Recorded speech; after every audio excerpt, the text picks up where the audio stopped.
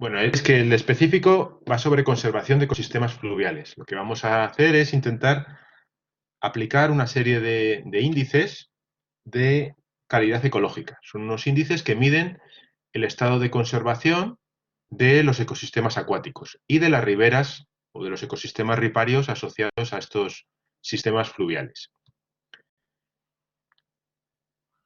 Bueno, si habéis leído el artículo, es importante que os centréis en las siglas PRECE, que es un protocolo rápido de evaluación de la calidad ecológica, que es lo que significa. Olvidaros del término Guadalmez, eso no es importante en la práctica de hoy. Lo importante es ese protocolo PRECE que vamos a aplicar. Si lo habéis leído, veréis que ese protocolo incluye aspectos relacionados con la calidad físico-química del agua, con la calidad de la ribera, la calidad del hábitat fluvial, la calidad de la comunidad de invertebrados acuáticos, e intenta evaluar, digamos, esos aspectos para sacar una idea del estado de conservación de un tramo fluvial. Esa es la idea de este protocolo. Pensar que los ecosistemas acuáticos, aquí os he hecho un esquema así muy sencillito, estaríamos viendo un río de perfil en el cual tenemos por un lado el ecosistema acuático propiamente dicho, lo que es el río, y tendríamos toda la vegetación de las orillas, o lo que se conoce como bosque de ribera, sería esta parte de aquí, que sería el ecosistema ripario. Y estos dos ecosistemas están profundamente interrelacionados. Pensar, por ejemplo, que esta vegetación aporta, por ejemplo, materia orgánica que puede ser sustento o alimento para muchos organismos que viven en el río. También aporta nutrientes. Por otro lado, también puede ayudar a filtrar o a reducir la cantidad de partículas y de nutrientes que pueden entrar por escorrentía hacia el río. También puede aportar sombra. En fin, hay una serie de cuestiones que son modificadas por este bosque de ribera. Por tanto, cuando queremos evaluar la calidad de un ecosistema acuático, no podemos dejar de lado lo que ocurre en el bosque de ribera o en este ecosistema ripario. Fijaros. Bueno, aquí he hecho un dibujito muy sencillo. Imaginaros que esta parte de aquí es el nacimiento de un río y esta parte de aquí ya es la desembocadura. Si nosotros hacemos un dibujo de un perfil en esta parte alta de cabecera del río, tendríamos algo parecido a esto. Fijaros, tendríamos un bosque de ribera y un río relativamente estrecho, ¿no? Es un cauce pequeño, con poco caudal todavía, poca profundidad. Y en esta situación, los ríos, sobre todo en tramos de cabecera de sitios templados, ¿no? Como pueden ser nuestras latitudes, la vegetación riparia en muchas ocasiones está incluso, aquí lo he dibujado un poco separado, pero incluso están juntos. Es decir, los árboles de un lado se tocan con los árboles del otro y forman una especie como de cúpula que sombrea la columna de agua. ¿Eso qué consecuencias tiene? Pues tiene, por un lado, una reducción de la cantidad de luz y, por tanto, si se reduce la cantidad de luz, se va a reducir la producción primaria del propio ecosistema fluvial, es decir, de la cantidad de productores primarios que hay dentro del agua, ¿no?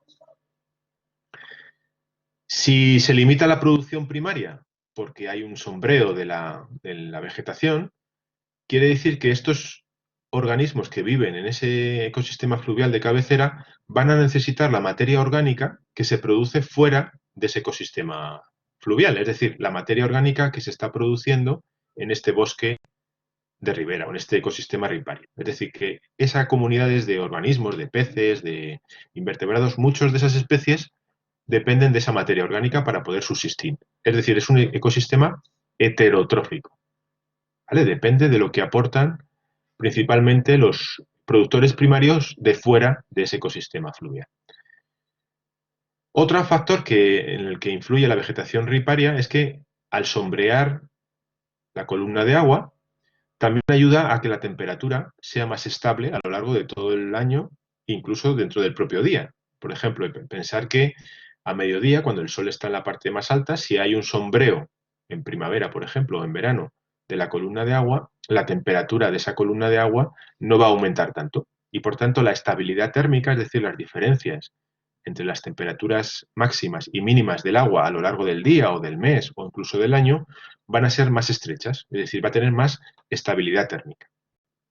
Y muchas de las especies que viven aquí, en el ecosistema fluvial, dependen de una estabilidad térmica alta, es decir, que no haya mucha oscilación entre las máximas y las mínimas. Es decir, ayuda, por tanto, también a regular la temperatura del ecosistema fluvial, esta vegetación riparia.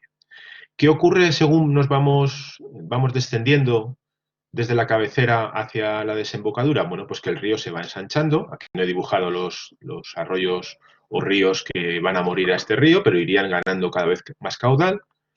Y si hacemos, por ejemplo, un perfil en esta parte de aquí, ya tramo medio o tramo medio bajo, el río pues tiene ya muchísima más anchura, tendría más profundidad, más caudal, y la vegetación ya está mucho más separada. Es decir, la vegetación riparia de este lado y este ya no se van a tocar o no van a estar tan cercanos. Eso indica que la cantidad de luz que va a recibir esa de agua va a ser mucho mayor y, por tanto, la producción primaria propia de ese ecosistema fluvial va a ser mucho más alta.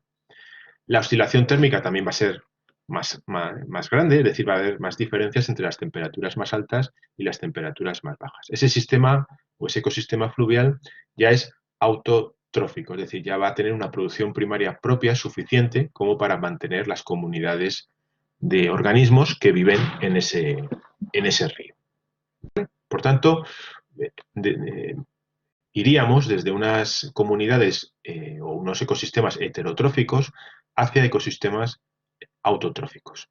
Y en gran medida, sobre todo en cabecera, la vegetación riparia está manteniendo, por así decirlo, una gran parte de las comunidades biológicas que viven dentro del río. Bueno,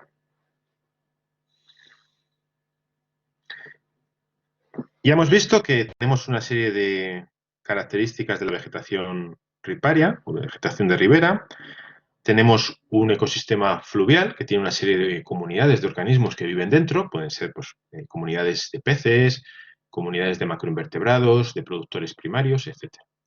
Bueno, el protocolo PERCE que vamos a ver hoy intenta analizar una serie de características dentro del ecosistema fluvial y del ecosistema ripario.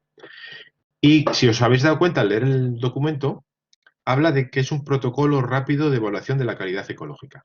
¿Qué es esto de rápido? Bueno, nosotros cuando en ecología queremos hacer un estudio científico, pues requiere unos muestreos. Los que estáis haciendo la asignatura de ecología, pues os daréis cuenta que esos muestreos pues, son complejos, requieren una serie de replicaciones, de test estadísticos, para poder llegar a unas conclusiones. Esa es la metodología científica, ¿no? La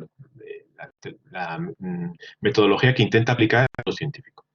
Pero en el caso de la evaluación de la calidad ecológica y de la gestión de masas de agua y de ríos, los gestores tienen que tener herramientas que sean lo suficientemente rápidas y, por un lado, se puedan aplicar en poco tiempo, pero los resultados, digamos, sean creíbles y estén basados en unos conocimientos científicos. Pero los objetivos no son científicos, son de gestión.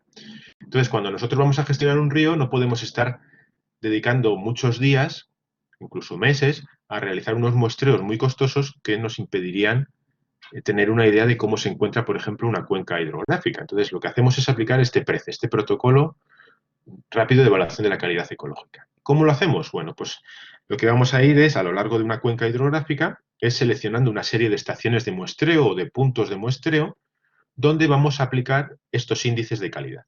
Y lo que se hace habitualmente es seleccionar en el río que hayamos, el tramo del río que hemos seleccionado, lo que hacemos es delimitar 100 metros.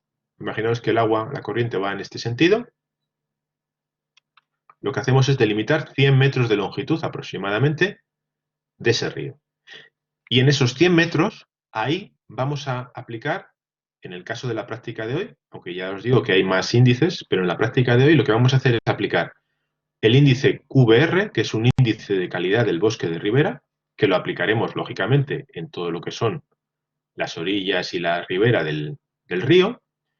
Aplicaremos dentro del tramo de río un índice de calidad del hábitat fluvial que se denomina IHF, y también dentro del río aplicaremos un índice que mide la calidad de la comunidad de macroinvertebrados bentónicos, que ya hemos visto lo que es en el seminario, y el índice es IBMWP, que es Iberian Monitoring Working Party, ¿vale? Porque viene del inglés. Este es un índice de hábitat fluvial y este es un índice de calidad del hábitat un índice de calidad del bosque de ribera.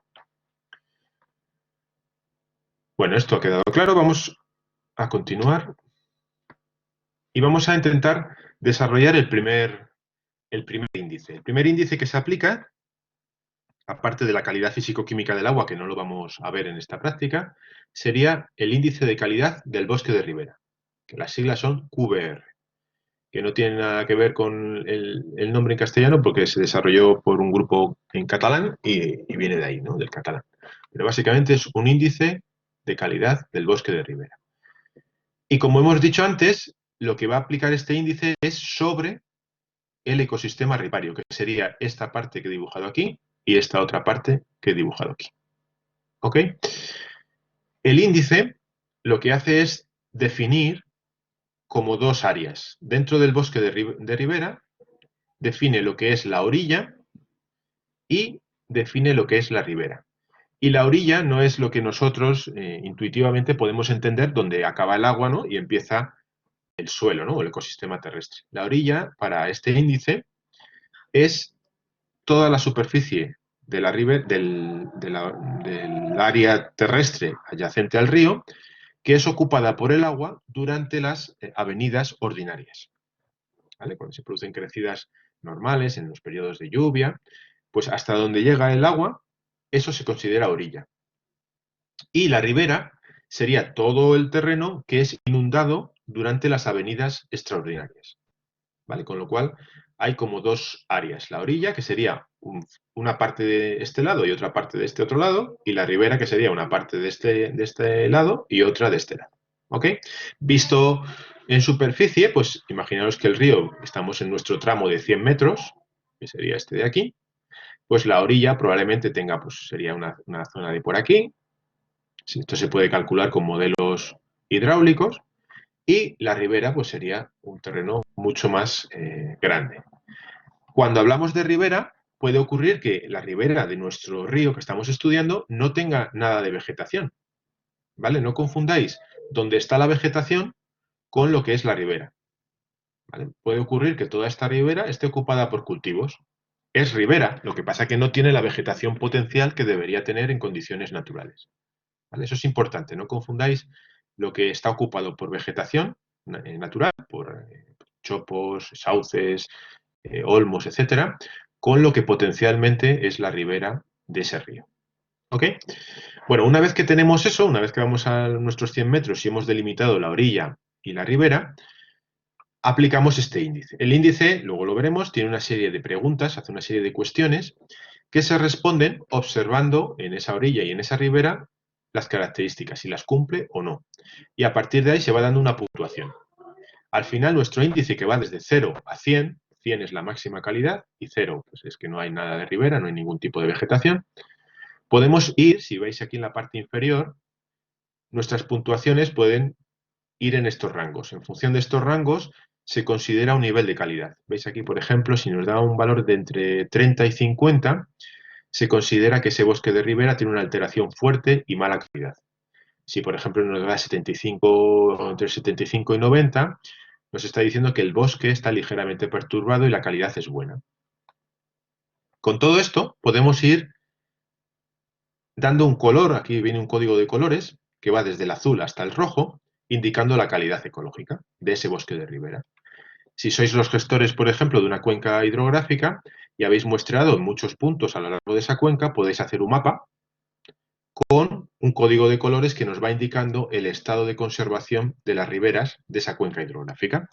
Y a partir de ahí, por ejemplo, si hay que tomar una decisión para, imaginaos que hay un presupuesto para hacer restauración, pues podemos priorizar determinadas zonas en función del estado ecológico en el que se encuentren esas riberas.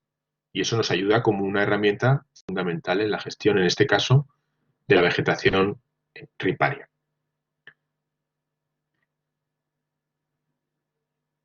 Fijaros, si tenéis abierto el documento que os mandé, en la página 203 de ese documento, si lo tenéis por ahí abierto, abrirlo, en la página 203 viene el estadillo que se utiliza para poder aplicar este índice de calidad del bosque de ribera.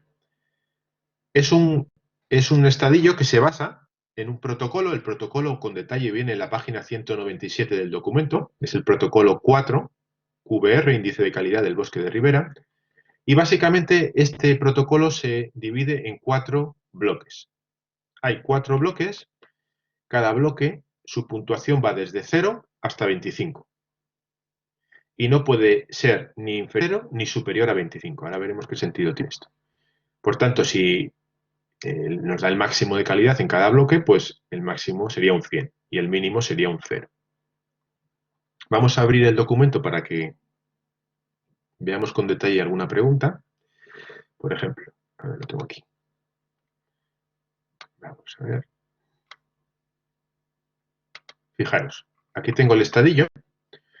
En cualquier estadillo de muestreo vamos a tener que poner el nombre de la estación, del sitio donde estamos, y la fecha en la cual vamos a hacer o estamos haciendo ese muestreo. Veis aquí en este esquema nos indica cómo la orilla sería el lugar hasta donde llega en crecidas ordinarias, que sería en este caso sería este punto de aquí, toda esta superficie, y esta superficie de aquí, y la ribera sería en crecidas extraordinarias, que sería toda esta superficie que hay por aquí y por aquí. ¿Vale? Y ahí es el lugar donde nos va a hacer una serie de preguntas. ¿Vale? Cuanto más parecido sea la vegetación que hay aquí a lo que debería haber en condiciones naturales, más valor va a recibir cada uno de los bloques. Fijaros, por ejemplo, el primer bloque hace referencia al grado de cubierta de la zona de ribera. Y en cualquiera de los bloques, si os dais cuenta, hay 4 puntuaciones que están en negrita. Y luego hay una serie de puntuaciones que no están en negrita, que tienen positivos y negativos. Bueno, pues en cada bloque siempre hay que responder solamente a una de estas 4 que están en negrita. La condición más parecida que se cumpla, por ejemplo, si en nuestra zona de ribera, es decir, en toda esta zona de por aquí, junto con esta de por aquí, en los 100 metros que estamos estudiando, hay, por ejemplo, entre un 50 y un 80% de cubierta vegetal de la zona de ribera, entendida como vegetación leñosa, arbustos, etc. Si se cumple esa condición, aquí recibiría un valor de 10. Y luego, las condiciones que vienen con positivos y negativos se pueden poner o ninguna o varias, las que cumplan. ¿Vale? Imaginaos, por ejemplo, que cumple la condición esta de +5. Bueno, pues se marcaría este +5. La conectividad entre el bosque de ribera y el ecosistema forestal adyacente es superior al 50%. Es decir, en nuestros 100 metros de tramo, si nosotros nos movemos por el bosque de ribera, en esta dirección, deja el bosque de ribera y entramos en un bosque, en nuestro caso, en un bosque mediterráneo, esa conectividad es alta. ¿Vale? Si eso se cumple más del 50%, en este caso superior al 50%, sería un +5. Si es total, es decir, no hay, pues no hay ningún campo de cultivo, no hay ninguna desconexión con el bosque mediterráneo, pues sería un +10. ¿Vale? Imaginaos que en este caso hemos puesto 25 y +10. El sumatorio nos daría 35, pero cada bloque solo puede tener 25, con lo cual la puntuación de este bloque sería 25. ¿Vale? Así es como funciona este índice. Va haciendo una serie de preguntas sobre la estructura de la cubierta, la calidad de la cubierta, el grado de naturalidad del canal y al final nos dará un valor entre 0 y 100. Vale, pues ya tenemos el primer índice, que sería el índice de calidad del bosque de ribera. Una vez que hemos aplicado este índice y lo hemos calculado, pasaríamos al siguiente índice. En este caso sería el IHF, que es un índice de evaluación del hábitat fluvial, de la calidad del hábitat fluvial. ¿A qué se refiere esa calidad del hábitat fluvial? Básicamente, dentro de lo que es el propio río, de la zona con agua, este índice lo que va a tener en cuenta es la diversidad, la variedad que hay de hábitats para los organismos acuáticos, de tal manera que cuanto más diversidad tengamos de sitios donde pueden vivir organismos, mayor va a ser el valor que recibe este índice. Por ejemplo, imaginaos que en nuestro tramo de 100 metros, pues existen zonas donde hay rápidos, donde hay pozas profundas, pozas poco profundas, hay rápidos profundos, rápidos poco profundos. Esos son diversidad de hábitats donde viven diferentes organismos. Por tanto, toda esta estructura de rápidos y remansos, a mayor diversidad, pues mejor, el hábitat será más diverso. Si hay mayor diversidad de velocidades de corriente, también, porque hay organismos que están adaptados a vivir en condiciones de mucha corriente y otros que no soportan las corrientes muy altas. Entonces, si hay esa diversidad, mucho mejor. También la diversidad de sustratos. Si hay arena, si hay limos, si hay troncos caídos de árboles, si hay raicillas, por ejemplo, de los árboles, donde hay organismos que viven dentro de esas raicillas, les sirve de protección, etcétera, etcétera. Es decir, cuanta mayor diversidad tengamos, más alto va a ser este índice. El protocolo detallado viene en la 193, ese sería el protocolo 2, ¿vale? Que tendríais que echar un vistazo para entender un poquito cómo funciona este índice. En este caso, el índice tiene 7 bloques. 7 bloques que van haciendo referencia a diferentes aspectos de ese hábitat fluvial. Al igual que el índice de Rivera, también varía entre 0 y 100. 0 sería, pues imaginaros, un río que ha sido canalizado con hormigón y que no tiene ningún tipo de diversidad de hábitat. Pues eso estaría cercano a un 0. Y la máxima diversidad pues sería que recoge de todas las características del hábitat que está indicando este índice, recoge todas y en la diversidad máxima posible. Aquí cada índice recibe un valor máximo. Fijaros que en la parte inferior del protocolo os indica el valor máximo que puede alcanzar cada bloque. Veis que son 10 el primero, 10 el segundo, 20 el tercero, 10 el cuarto, 10 el quinto, 10 el sexto y 30 el séptimo. El sumatorio de todo esto, si obtienes el máximo, sería 100. Una cosa muy importante a la hora de aplicar el IHF es que, como hace referencia a cuestiones que están en el sustrato del río, tenemos que ser capaces de poder ver ese sustrato, ¿vale? Entonces, cuando, por ejemplo, hay una crecida, cuando sea en primavera, en otoño, da igual, o en invierno, el caudal aumenta, la velocidad de corriente aumenta, el agua suele ponerse más turbia y, por un lado, dejamos de ver el sustrato y, además, toda esa diversidad de hábitats de remansos rápidos se homogeniza. La corriente se homogeniza y perdemos la capacidad de evaluar esos hábitats. Entonces, cuando hay una crecida o ha habido una crecida en los días anteriores, este índice no lo podemos aplicar. Entonces, hay que tener, antes de ir al campo, hay que ver muy bien la previsión para ver si realmente no ha habido lluvias en los días anteriores y no va a haber lluvias en el día del muestreo. Eso es importante desde el punto de vista práctico. Para ver, por ejemplo, para que veáis algún bloque, hay un bloque que hace referencia a la frecuencia de rápidos. Y lo que se pregunta es, bueno, se hace una estima del promedio de la aparición de rápidos con respecto a la presencia de zonas remansadas. Es decir, que no haya solamente rápidos o que no haya solamente remansos, sino que haya una alternancia entre ellos.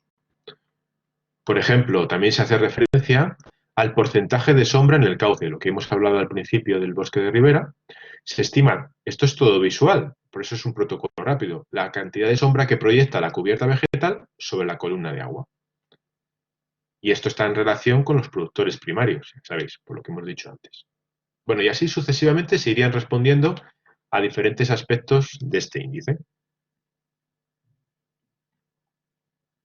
Vamos a ver un momentito el estadillo para que os hagáis una idea.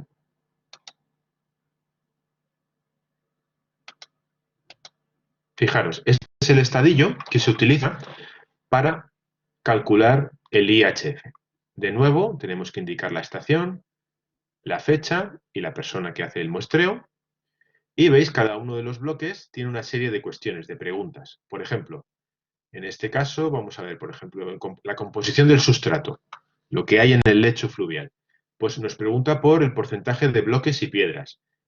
Si vais al protocolo, os define qué es un bloque y qué es una piedra. ¿Qué diámetro tiene esta estructura? Para saber más o menos a qué se refiere. Los cantos y gravas igual, la arena lo mismo, limo y arcilla igual. Entonces, si en nuestros 100 metros estimamos que los bloques y piedras cubren más del 10% de esos 100 metros, se le da un valor de 5. Si es entre 1 y 10, se le da un valor de 2. Entonces aquí, por ejemplo, podría recibir un 5 o un 2.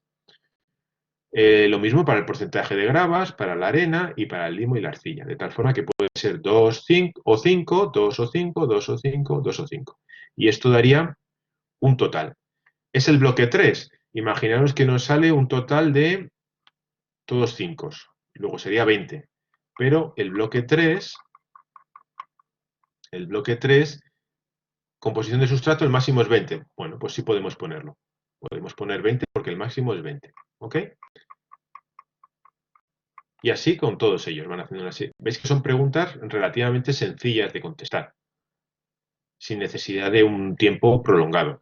Por ejemplo, porcentaje de sombra en el cauce, pues si es sombreado con ventanas, totalmente en sombra, que no entra prácticamente luz, pues recibe un 7. Si es con ventanas, recibe un 10. Si hay grandes claros, un 5. Y si es expuesto, pues un 3. Se entiende que si está expuesto hay demasiada producción primaria y puede ocurrir que el sustrato se homogeneice con plantas y otro tipo de sustratos dejen de ser o dejen de estar disponibles, ¿no?, para los organismos. Bueno, pues lo dicho, este índice entre 0 y 100 y tendríamos la calidad de nuestro hábitat fluvial.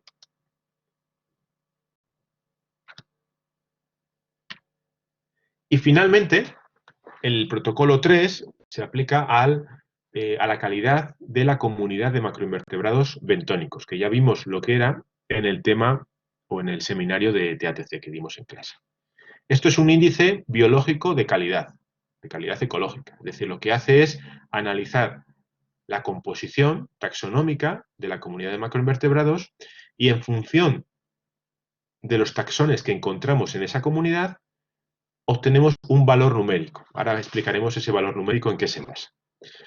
El índice, las siglas son IBMWP, ¿vale? Y es un índice de calidad ecológica basado en una comunidad biológica. Bueno, ¿qué ocurre? Que dentro de la comunidad de macroinvertebrados bentónicos, como ya vimos en su día, hay una gran diversidad de taxones, de diferentes grupos de organismos. Tenemos moluscos, crustáceos, insectos, oligoquetos. Tenemos muchos grupos taxonómicos y esos grupos taxonómicos tienen diferente tolerancia a la contaminación. Hay taxones que son muy tolerantes, otros que tienen una tolerancia intermedia y otros que son muy sensibles a la contaminación. De tal manera que cuando hay un proceso de contaminación, normalmente está desarrollado para la contaminación por materia orgánica procedente de núcleos urbanos, de núcleos industriales, esa materia orgánica empieza a descomponerse, disminuye la concentración de oxígeno, aumenta la concentración de algunos tóxicos y al final algunos organismos desaparecen porque no toleran esas condiciones. Entonces, aquellos taxones más sensibles en este índice reciben un valor numérico mayor y aquellos que son más tolerantes reciben un valor numérico menor. ¿Qué es lo que hacemos en nuestro muestreo o en nuestro estudio? En nuestro tramo de 100 metros de río, lo que vamos a hacer, empezando desde aguas abajo hacia aguas arriba, es muestrear, ahora veremos cómo, muestrear la comunidad de macroinvertebrados y ir sacando del agua todos los taxones de invertebrados que hay en ese río. Los vamos sacando en bandejas y los vamos identificando. Vamos viendo a qué familia, a qué taxón corresponde. Y sacamos un listado de los taxones que aparecen. Seguimos muestreando hasta que ya dejan de aparecer nuevos taxones. Imaginaos, por ejemplo, que en un sitio, representado por esta caja de aquí, en un río, hemos encontrado, cada uno de estos círculos es un taxón. Y en otro río, que sería esto de aquí, representado, cada uno de estos círculos es otro taxón distinto, ¿vale? Cada círculo es un taxón. En este río de aquí hemos encontrado 6 taxones y cada numerito nos indica la tolerancia a la contaminación. Cuanto más alto sea, menos tolerante es. Por tanto, este taxón de aquí sería muy tolerante y este de aquí tendría una tolerancia intermedia, porque el máximo valor que puede obtener un taxón es de 10. En este otro río hemos obtenido todos estos taxones y fijaros, vamos desde una sensibilidad de 2 hasta valores de 10. Es decir, hay taxones de todas las tolerancias. ¿Qué es lo que hacemos? Pues un muestreo cualitativo. hemos sacado todos los taxones que hay en el río. No la cantidad de ellos, sino los que hay. En ese muestreo cualitativo, aquí han salido 6 taxones y aquí han salido 8 taxones. Si hacemos el sumatorio, aquí nos da 21 puntos y aquí nos da 50 puntos. Pues desde el punto de vista de la calidad ecológica, esta comunidad de este río tiene una mayor calidad ecológica que esta de aquí.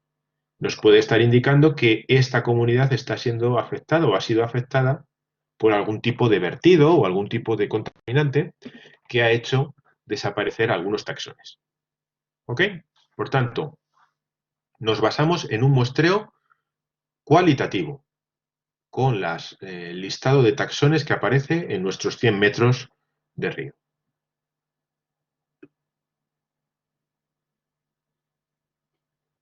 Antes de esto vamos a mirar el listadillo para que veáis cómo es. Fijaros, este es el estadillo que se utiliza para calcular el índice de calidad ecológica de la comunidad de macroinvertebrados, el IBMWP. De nuevo, pues tenemos el nombre de la estación, la fecha, la localidad, la persona que ha identificado los taxones. Y en este caso, fijaros que hay una serie de listados taxonómicos, de órdenes en mayúsculas, la mayoría de ellos son órdenes, y luego en minúsculas viene las familias. Estos que viene por aquí son todas familias, en este caso de moluscos. Y cada una de las familias tiene asociado un valor numérico. Fijaros, por ejemplo, dentro de los plecópteros, que son larvas en este caso de insectos, pues tenemos casi todos tienen valores de 10. Hay uno que tiene un valor de 7, pero esto me está indicando que este grupo tiene una alta sensibilidad a la contaminación. En cambio, por ejemplo, los hirudinios, que son las sanguijuelas, tienen, dentro de ese orden, las familias tienen valores de 3 y de 4, con lo cual tienen una tolerancia relativamente alta. Recordad que los valores van entre 1 y 10. ¿Vale? Valores de 5, 6, 4 son tolerancias intermedias, valores de 8, 9, 10 son tolerancias bajas a la contaminación y valores de 1, 2, 3 son taxones muy tolerantes a la contaminación o tolerantes a la contaminación. Por ejemplo, los moluscos tienen valores pues desde cierta tolerancia, valores en torno a 6 y también valores de 3. ¿Vale? Bueno, y así sucesivamente con diferentes familias. Fijaros la cantidad de familias que podemos encontrar en los ríos. Esto está hecho para los ríos mediterráneos, ¿no?, de la península ibérica. Por ejemplo, los dípteros, la mayoría de los dípteros son muy tolerantes a la contaminación. Hay algunas familias que son más sensibles, como Atericidae, por ejemplo, pero la mayoría de los dípteros, Culicidae, que son mosquitos, los simúlidos, todos estos tienen valores de 5 hacia abajo. ¿Qué haríamos, como os he dicho? Pues en el río iríamos sacando los taxones en nuestros 100 metros e iríamos marcando aquellos taxones que vamos identificando. A veces no se pueden identificar en campo, lo que hacemos es conservarlos en botes con formol o con alcohol y en el laboratorio se identifican. Pero normalmente las personas que tienen ya experiencia en esto, pues con una lupa de campo pueden identificar la mayoría de estas familias. Y como os digo, es un muestreo cualitativo, es decir, simplemente marcamos las familias que nos van a ir apareciendo. ¿Ok? Al final lo que haríamos es sumar todos los puntos que nos aparecen de todas las familias.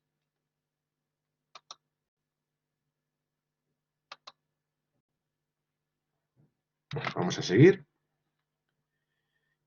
¿Qué es lo que hubiéramos hecho nosotros si estuviéramos en Güemes haciendo la práctica? Bueno, pues haríamos o aplicaríamos estos 3 índices que os he comentado, los aplicaríamos en 2 tramos de 100 metros cada uno del río Regacho y del río Salado.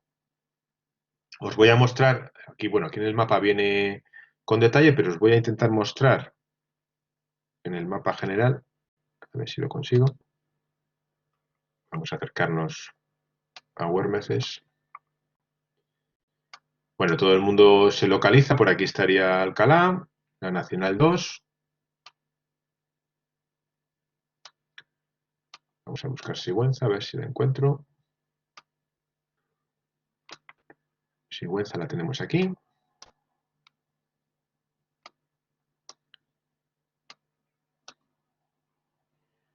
Lo que haríamos es, bueno, nosotros ya hubiéramos ido con el autobús.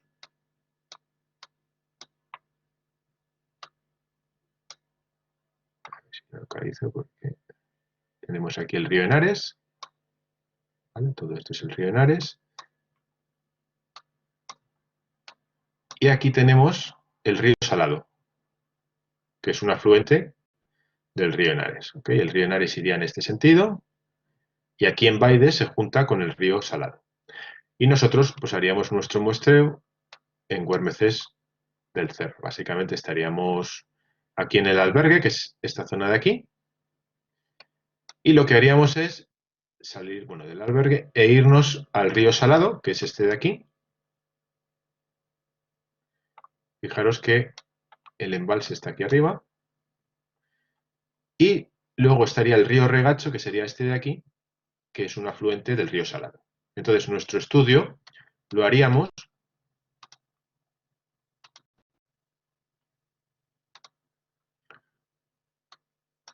fijaros aquí, bueno, que no se pierda nadie. Esto sería el río Salado. Y esto que veis por aquí, con vegetación de ribera, sería el río Regacho. Lo que haríamos es muestrear en el río Regacho, en esta zona de por aquí, y bajaríamos después y muestrearíamos en el río Salado en esta zona de aquí. ¿Ok? Por tanto, tendríamos dos sitios. Uno con una vegetación, si veis ya en la foto, veis que esta zona de aquí tiene bastante vegetación de ribera, y esta otra zona de aquí, la vegetación de ribera, voy a bajar un poquito, ya es bastante más escasa. Veis que hay muy poca vegetación, ¿vale?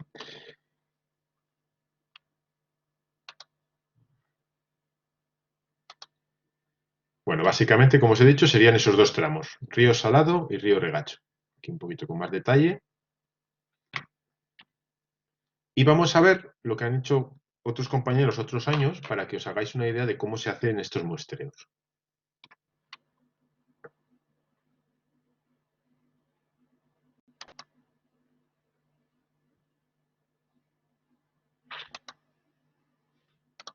Pues esto es el río Salado, el punto este del muestreo que os he comentado, que está más abajo. El agua discurre en este sentido, hacia abajo, ahí veis este movimiento. Aquí aguas arriba tendríamos el embalse. Si os dais cuenta, en este caso, la vegetación de ribera, que serían estos árboles que aparecen por aquí, no es muy abundante. De hecho, en la margen derecha, que sería la que está en este lado de acá, no hay vegetación riparia, solo hay vegetación de ribera en la margen izquierda, que serían estos árboles aislados que hay por aquí.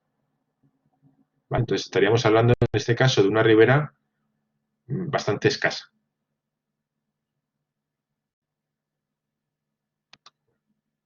Y tenemos a los compañeros del año, fijaros, esto es de la promoción 2000, este es del año 2009-2010. Estaban midiendo, en este caso, el físico-químico en el tramo del Salado. Fijaros la vegetación, esto es todo vegetación de ribera. Y en la margen derecha, veis que está aquí, los alumnos están aquí sentados, no hay vegetación riparia. Lo que hay son árboles, pero son encinas.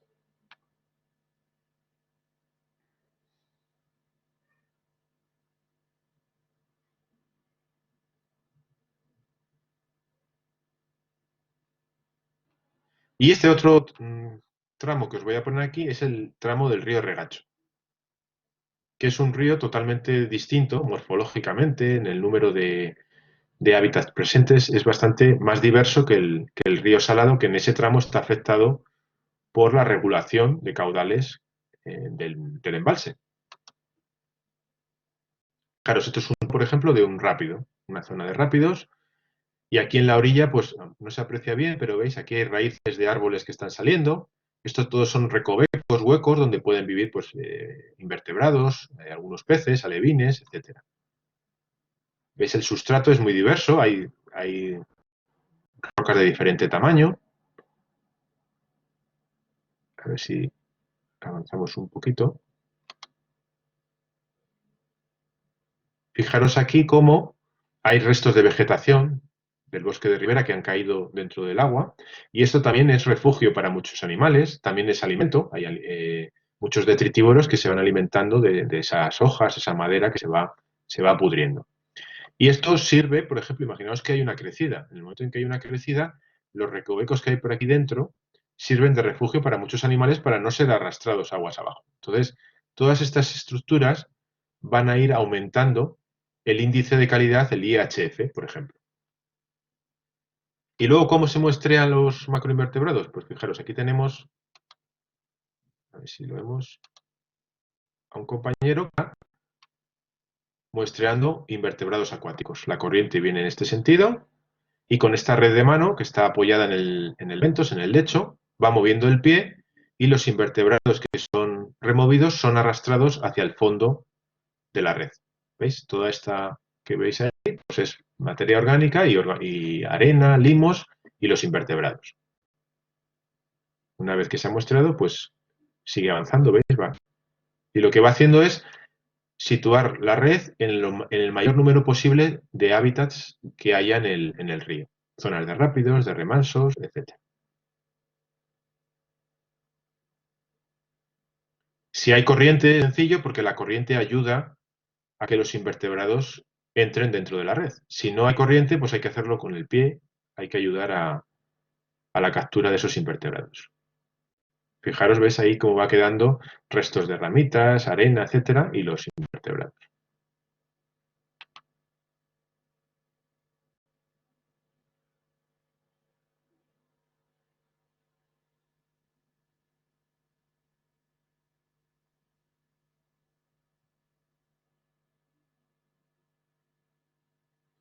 Aquí ya están muestreando, en este caso, el tramo del río Salado. Si os dais cuenta, como hay muy poca vegetación, fijaros la cantidad de productores primarios. Todo esto que aparece aquí son plantas acuáticas, todo esto verde de por aquí. Mientras que en el regacho prácticamente no hay producción primaria debido a ese sombreado por parte de los árboles. Aparte que también el embalse está aportando nutrientes de la parte profunda, ¿no? del embalse.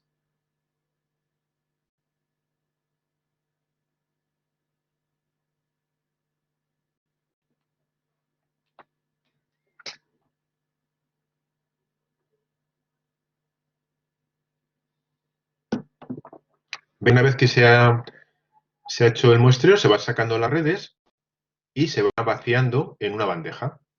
Con un poquito de agua se va limpiando y aquí caen todos, pues todos los restos de materia orgánica, limos, arenas y los invertebrados, que son los que hay que ir separando con pinzas o con la mano para poder ir identificándolos.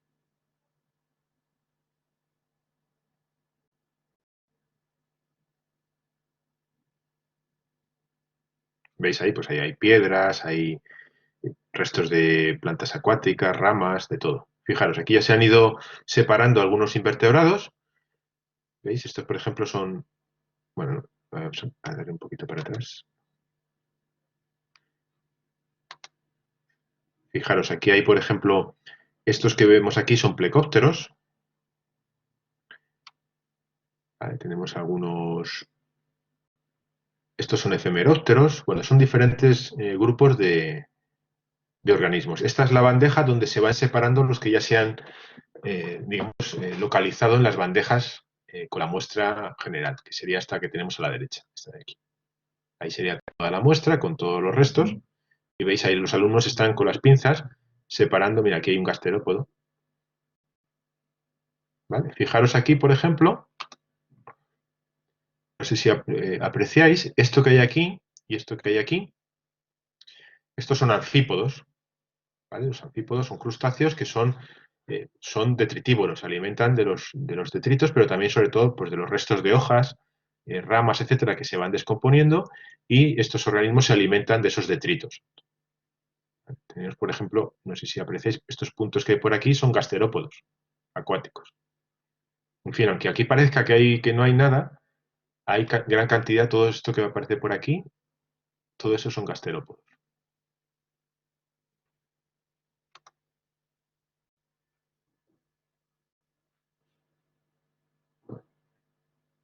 Fijaros, ahí están los anfípodos que os he comentado.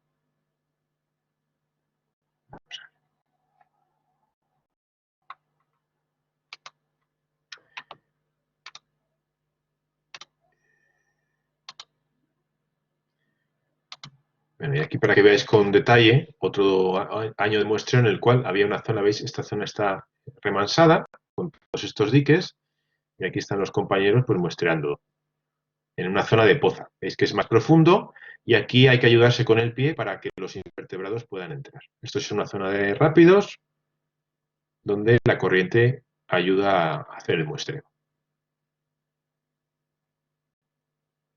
Estos son del curso 2015-2016, me parece. ¿Veis? Ahí está ayudándose con el pie porque es una zona con poco corriente y necesita del pie para poder arrastrar los invertebrados. ¿Veis? Aquí hay una zona de rápido bastante fuerte y de nuevo están ahí separando los invertebrados en bandejas. ¿Veis? Aquí tenemos, por ejemplo, los anfípodos que os comentaba. En este caso es la familia Gammaridae. Aquí para que os hagáis una idea, este es un clip del tamaño que tienen. Y estos son organismos detritívoros que se alimentan de esa hojarasca, de esas ramas que caen al agua y se van descomponiendo. Aquí, por ejemplo, tenemos un gasterópodo acuático, en este caso lo encontramos en el río, en el tramo del Regacho. Esto, por ejemplo, son larvas de quironómidos, que son un tipo de díptero. La familia es Chironomidae, también en el Regacho. Esto estamos hablando pues, de unos pocos milímetros de longitud.